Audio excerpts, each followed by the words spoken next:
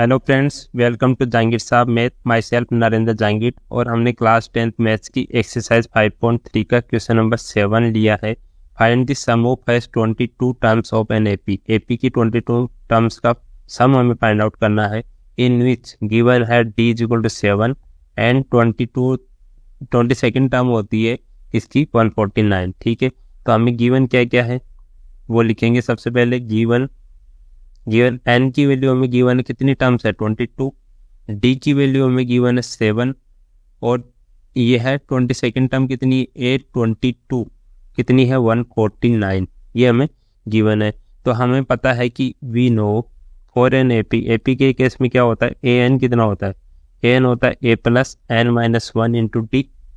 ठीक है, एन की वैल्यू हमारे पास है, डी की वैल्यू हमारे पास है, A22 की वैल्यू हमारे पास है, तो डी की वैल्यू फाइंड आउट कर सकते हैं। तो A22 कितना आ जाएगा, A प्लस एन की वैल्यू 22 रखी माइनस 1 इंटू डी। ठीक है, तो A22 हमें गिवन है 149 इज इक्वल टू ए की वैल्यू हमें नहीं पता है 22 माइनस 1 21 हो गया इंटू डी की वैल्यू 7 होगी।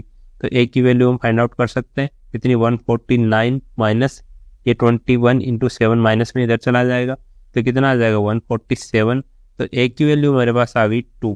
ठीक है, ए की वैल्यू 2 आ गई। हमें पूछा है सम, पूछा है जो 22 टर्म्स है उनका सम पूछा है। तो सम का फॉर्मूला क्या होता है, s n is equal to, अगर हमें ए पता होता है जैसे मान लो s n is equal to n by 2, ठीक है, और ए प्लस लास्ट टर्म अगर पता है ए एन पता है हमें, तो हम एस एन फाइंड आउट कर सकते हैं। तो एस एन की जो 22 रखेंगे, अगर 22 जो टर्म्स है उनका सम हमें फाइंड आउट करना है, तो 22 डिवाइडेड बाई 2 और a प्लस A22 हमें पता है, a की वैल्यू हमने निकाल ली तो कितना आ जाएगा 22 डिवाइडेड बाई 2 11 इंटू a की वैल्यू 2 प्लस A22 कितना है 149। तो S22 कितना आ जाएगा 11 इंटू 151 हो गया ये। तो S22 इज इक्वल टू 1661। ठीक है, ये हमें वैल्यू मिल गई। ठीक है, ये हमें फाइंड आउट करके बतानी थी। ठीक है, इसका अब 8th पार्ट हम देखते हैं, क्वेश्चन नंबर 8 देखते हैं। Find the sum of has 51 terms of an AP. वो second and third terms given है, ठीक, इतनी 14 एंड 18। तो क्या क्या गिवन है हमें, गिवन वैल्यूज क्या क्या है, सम ऑफ हैज 51 टर्म्स, तो एन की वैल्यू में 51 गिवन है।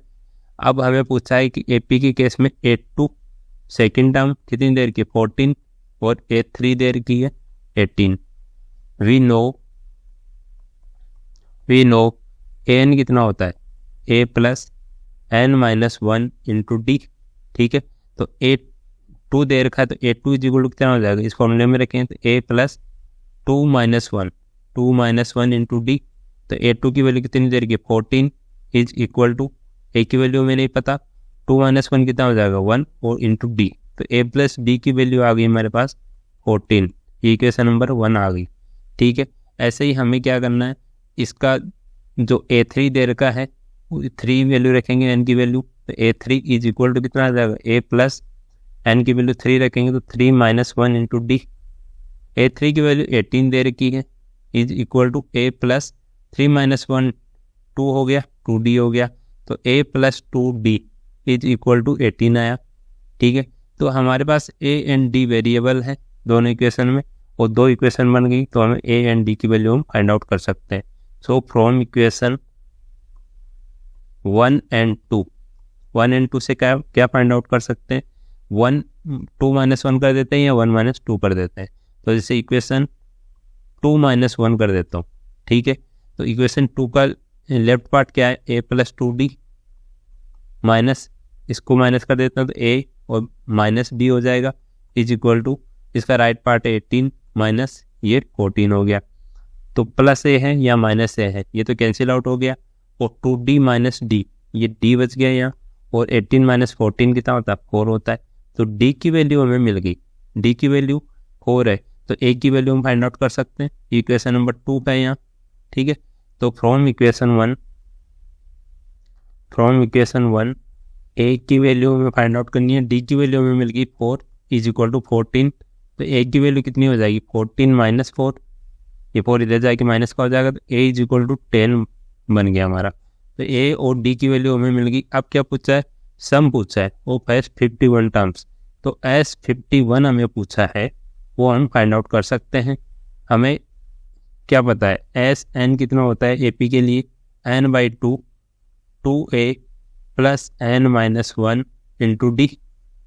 ठीक है, तो एस 51 कितना आ जाएगा, 51 डिवाइडेड बाई 2 इंटू ए की वैल्यू रखी 10 प्लस एन की वैल्यू कितनी है 51 माइनस 1 और डी की वैल्यू कितनी आई 4 रखी। इसको सॉल्व किया, 51 डिवाइडेड बाई 2 यहाँ आ जाएगा 20 प्लस ये 50 इंटू 4, 50 बचा यहाँ 4 से मल्टीप्लाई होगा 200 आ जाएगा। तो कितना आ जाएगा 51 इंटू 220 डिवाइडेड बाई 2, यह आ जाएगा 51 इंटू 110। इसको अगर मल्टीप्लाई करेंगे हम, यह आ जाएगा 5610। तो एस 51 मतलब 51 टर्म्स का जो सम आएगा वो इतना हमारे पास आ गया। ठीक है, तो इस टाइप से क्वेश्चन नंबर 7 और 8 इजीली सोल्व कर सकते हैं। अगर आपको समझ आ रहा है तो हमारे चैनल को सब्सक्राइब कीजिए और डिस्क्रिप्शन बॉक्स में मैंने सब चैप्टर्स के लिंक दिए हुए हैं। तो किसी भी चैप्टर में, किसी भी एक्सरसाइज में अगर आपको प्रॉब्लम है तो वहाँ आप जाके चेक कर सकते हैं। हर क्वेश्चन का मैंने वीडियो बनाया है, किसी भी क्वेश्चन को नहीं छोड़ा। ठीक है, थैंक यू।